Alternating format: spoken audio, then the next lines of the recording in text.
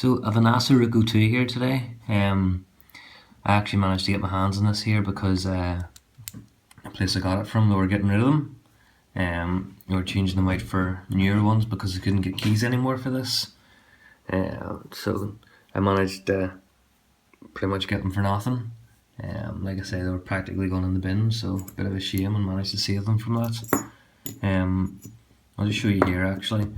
This, I went on a bit of a hunt to try to get the right blank, see if I could find it online. I was sort of thinking somebody might have still had some of the blanks left in stock. That's the reason why they were getting rid of them. And what I ended up doing was getting pretty much the closest match I could, and then as you can see there, I filed down the sides, both sides, so that I could get it to fit into the profile. And then I cut the key accordingly.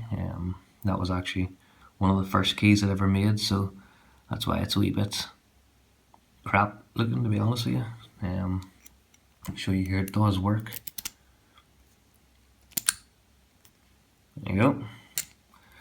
I then managed to progress on from that there, and I found this blank. Actually, locksmiths found it for me, which is practically perfect. There's a slight difference in it, but this one still works anyway.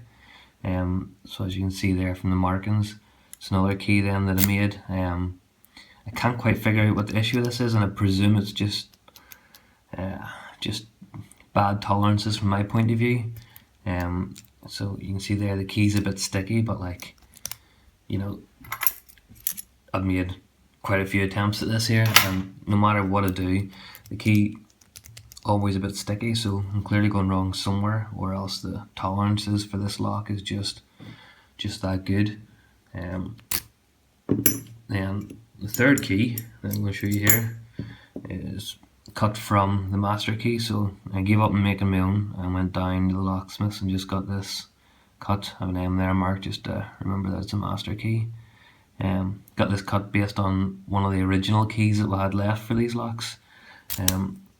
As you can see, it works practically perfect.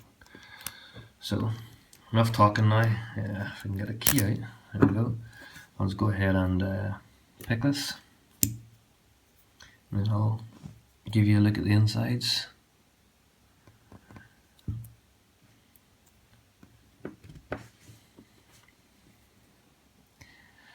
Right, so start at the front, work my way back. So pin 1, pin 2, 3, 4, 5. Come back over the top of them like that, and then if I go back to pin 1, it's normally lost the tension wrench, but I think, looking at the shape of that, yeah, still got it picked. There you go. Let's see, get a screwdriver here. So there is, let's see if you can see down in there, a star head screwdriver. So I'll take this out. And from what I've learned, like, these locks have been, I think they were in circulation at the time for at least 10 years, something like that. And even the locksmiths was telling me how old they were. Like, so, you'll see this core is actually like nothing I've ever seen before. Just gonna grab this key and see if I can get a grip. Just no, I'll just get something to stick into that. Let's see. So this core, once I start pulling out, you'll see how strange it is and why I've got my thumb sitting there. So there you go. You ever seen one like that before? It's not capped at the top or nothing, it's just, there's it in focus now. It's all open. So the first one of these here I ever opened, I lost a couple of springs, needless to say. And remove the back out of this, although it does set that there. It can make it a bit easier for gutting, you know, because obviously you're not having to worry then about the springs. You just lift them all out. 1, 2, 3, 4, 5. Right, so I'll just bring the camera over a wee bit closer. And let's start with driver pin 1. So driver pin 1, pin 2, pin 3. Oh, sorry, I was losing a bit of light there. Pin 4 and pin 5. There we go. If I take my pick, and then even this is strange. It's the retainer, instead of having a C-clip, it's got like a sort of semicircle of brass here. That if I just pull out, there you go. That's it there. Go to the front of this and remove that. And then for the key pins, I'll start from front. So key pin 1, key pin 2, 3, 4, and 5. And I'll show you the core. I can tell you right now, there's nothing.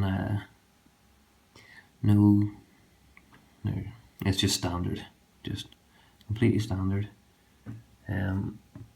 And the same then with the Bible as well. Bring you over to see the pins. There we go. And if I can find my tweezers, yeah, I'll straighten that up.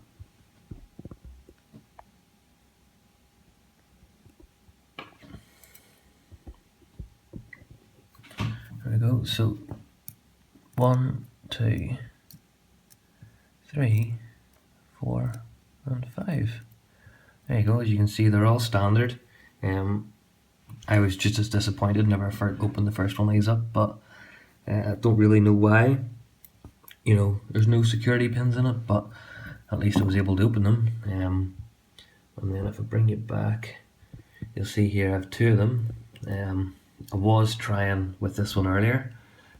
This one here I had added in two security pins. 2 of these spools. I managed to pick these up while I was down the locksmiths the other day. So I added in just 2 spools and tried to pick it, and just no success. These springs here, you could see earlier on by how far they stuck out of the core. Like, they're just massive, and it's nearly bend and pick whenever I'm picking it there with the slimline Southord. So I need to get something a bit more robust, and then take it from there. Anyway, I'll get that in video sometime down the line. Thanks very much. Cheers. Bye. Okay, so I just wanted to add this wee bit onto the end because I had a closer inspection of the keys and studied them quite a bit. I wanted to show you what I think the issue with these other keys that I've been making being sticky is. And this one here that I'm showing you now, this one was machine cut. So this is machine cut from the original. Still have a few of the originals left. And just wanted to show the difference for anybody that decides to make their own key and why I think I've been going wrong. So this is a machine cut one, and there's the pin. So as you can see, the pin just sits absolutely perfectly in that wee indent. So if I show you there, you can't see any light behind that. You know what I mean? And it's the same for this one and for this one. So when the bitting on this is cut down to those depths, it's just bang on. Now if I do the same thing, if I compare that with this one, which is one that I made, it does still work. Obviously, showed you that opening earlier, but you can just see the difference. Let's see. Hold on, let's see if I can get this into the focus.